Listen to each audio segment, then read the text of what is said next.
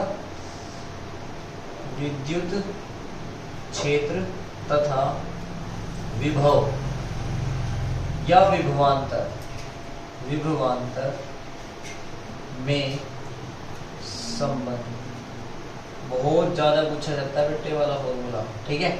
और वो था हमारे पास E equal to delta V upon x minus में, या एक और फॉर्मूला आएगा यहाँ पे E और V में, तो E बराबर होता है V अपॉन एक्स, ये प्लस में भी आता है फॉर्मूला, ठीक है। अगर एक माइनस हो जाए, जब हमने डेरिवेशन करा था तो माइनस कॉमन लिया था ना, तो तुम VA माइनस V भी था, VB को हटा ही दो तो V क्या बन जाएगा, प्लस में रह जाएगा फिर, तो E बराबर V अपॉन एक्स। एक्स क्या था यहाँ पे, दूरी, लंबाई, विस्थापन, आप कुछ भी बोल सकते हो, ठीक है। फिर इसके बाद हमारा समविभव प्रश्न कराया हमने, ठीक है। अब दो फॉर्मूले हो रहे हैं यहाँ पे, दो फॉर्मूले हो रहे हैं। एक तो हम भूल गए कौन सा, स्थितिज ऊर्जा, आवेश के कारण स्थितिज ऊर्जा, जो कार्य निकलवाया था, तो आवेश के कारण स्थितिज ऊर्जा, या कार्य बोल दो, तो वो था U equal to 1/4 Q1 Q2 upon में R स्क्वायर, सॉरी R था, नहीं तो कूलाम का नियम बन जाएगा ये, ठीक है। अब नए फॉर्मूले कुछ डेरिवेशन हट गए तुम्हारे पास, फॉर्मूले याद रखने आपको क्या, कि विद्युत द्विध्रुव को विद्युत क्षेत्र में घुमाने पर किया गया कार्य। अभी हमने ये उपाय पढ़ा था, विद्युत द्विध्रुव को एक समान विद्युत क्षेत्र में रखने पर बल आघूर्ण, और एक समान विद्युत क्षेत्र में रखने पर अगर सब घूमने स्टार्ट कर दे तो कार्य करना पड़ेगा। तो फॉर्मूला आता है क्या, हेडिंग है आपकी विद्युत द्विध्रुव को विद्युत क्षेत्र में घुमाने पर कार्य,